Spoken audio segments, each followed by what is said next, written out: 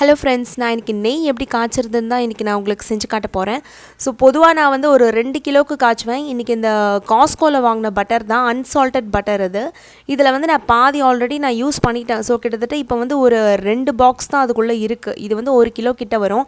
இதை தான் நான் இப்போ காய்ச்ச போகிறேன்.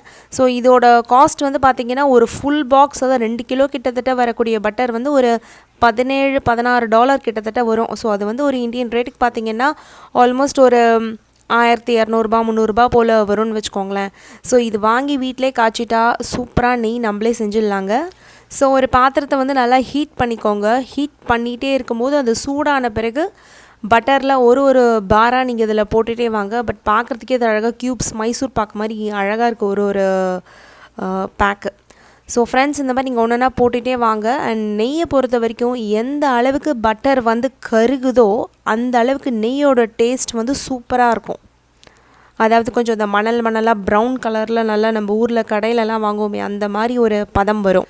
யூஎஸில் நெய்யெல்லாம் நீங்கள் காசு கொடுத்து வாங்கினீங்கன்னா பயங்கர காஸ்ட்டு. அதாவது ஒரு $40 $45 அந்த மாதிரிலாம் வரும். அதாவது கிட்டத்தட்ட ஒரு $3500 இந்தியன் ரேட்டுக்கு அந்த மாதிரி ஒரு விலை வரும்.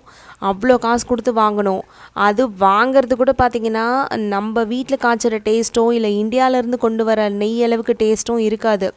லைட்டாக எல்லோ கலரில் தான் இருக்கும். அந்த ப்ரௌன் கலரில் கூட அவ்வளோவா இருக்காது. ஸோ அந்த மாதிரி நம்ம பண்ணுறதுக்கு வீட்டிலே காய்ச்சிடலான்னு தான் நாங்கள் இங்கே வந்து தான் நான் நெய் காய்ச்சவே ஆரம்பித்தேன். ஆக்சுவலி பொதுவாக இந்தியா போய் வரும்போதெல்லாம் பார்த்திங்கன்னா ஒரு 2-3 கிலோவுக்கு நாங்கள் நெய் வாங்கிட்டு வந்துடுவேன். பட் அது ஒரு 2 மாதம் தான் வரும். ஏன்னா தோசை சப்பாத்தி எல்லாத்துக்கும் எண்ணெய்க்கு பதில் நெய் போட்டு செய்கிறதுனால சீக்கிரமாக எங்களுக்கு நெய் காலி ஆகிட்டே இருக்கும். இப்போ போட்ட மொத்த பட்டருமே இப்போ நல்லா கரைய ஆரம்பிக்குது கொஞ்சம் கொஞ்சமாக. அது உங்களுக்கு கரையும் போது அந்த சவுண்டே உங்களுக்கு கேட்குறதுக்கே ரொம்ப சூப்பராக இருக்கும். பட் முடிஞ்ச வரைக்கும் அப்பப்போ நீங்கள் நடுவில் வந்து கிளறிக்கிட்டே இருங்க, கிண்டி விட்டுட்டே இருங்க. ஏன்னா அடியில் வந்து கொஞ்சம் கருப்பாக அதிகமாக ஃபார்ம் ஆகும். அது கடைசியில் எப்படி இருந்தாலும் வரும் தான். பட் ஸ்டார்டிங்லேயே நீங்கள் வராமல் இருக்கிறது கொஞ்சம் கலக்கி விட்டுக்கிட்டே இருங்க. ஆல்மோஸ்ட் பார்த்திங்கன்னா இப்போ பட்டர் முழுசாகவே இப்போ கரைய ஆரம்பிச்சிடுச்சு. பட் நீங்கள் ரொம்ப கிட்டேயும் போய் எட்டி பார்க்காதீங்க. லைட்டாக அப்பப்போ வந்து வெடிக்கிற மாதிரியும் நடக்கும். ஸோ மேலே எதனா தெளிச்சிரும். ஸோ பார்த்து கொஞ்சம் எட்ட நின்னே கிளறி விடுங்க.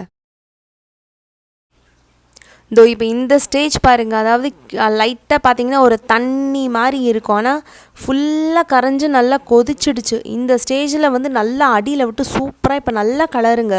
இந்த டைமில் என்ன பண்ணுறீங்கன்னா, நீங்கள் கிளறி முடித்த பிறகு அப்படியே நீங்கள் ஆஃப் பண்ணிடாதீங்க. இன்னும் ஒரு 2 நிமிஷம் கொஞ்சம் ஹை ஃப்ளேமில் கொதிச்சுட்டு இம்மீடியட்டாக நீங்கள் வந்து கேஸ் ஆஃப் பண்ணிவிடுங்க. அது பாருங்கள், இந்த மாதிரி திரும்ப இன்னொரு வாட்டி ஃபுல்லாக நுர அப்படியே பொங்கி வருது பார்த்திங்களா. இந்த நேரத்தில் இம்மீடியட்டாக ஆஃப் பண்ணிவிடுங்க. இல்லைனா இன்னும் மேலே பொங்க ஆரம்பிச்சிடும்.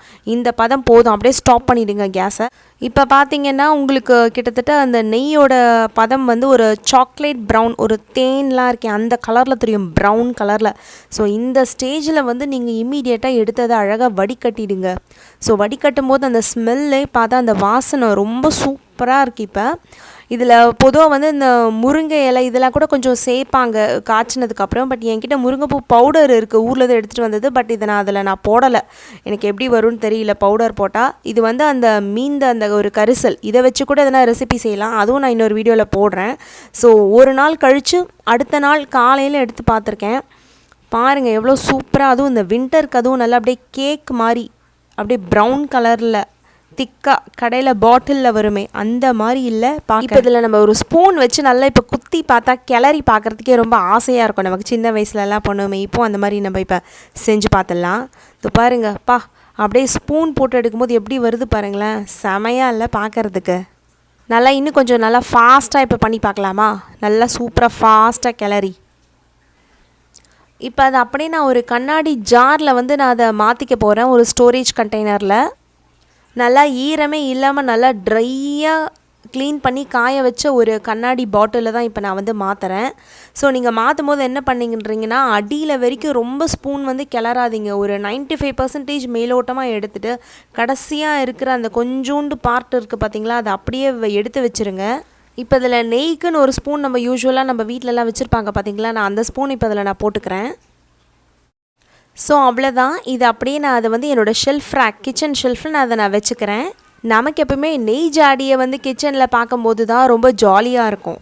இந்த லெஃப்ட் ஓவர் வந்து பார்த்திங்கன்னா நான் குழந்தைங்களுக்கு சாப்பாடு ஓட்டுறதுக்கோ இல்லை சப்பாத்தி செய்யும்போதோ வழிச்சு எடுத்து நான் யூஸ் பண்ணிவிடுவேன். வீடியோ பிடிச்சிருந்துச்சுன்னா சப்ஸ்கிரைப் பண்ணுங்கள், லைக் பண்ணுங்கள். Bye friends.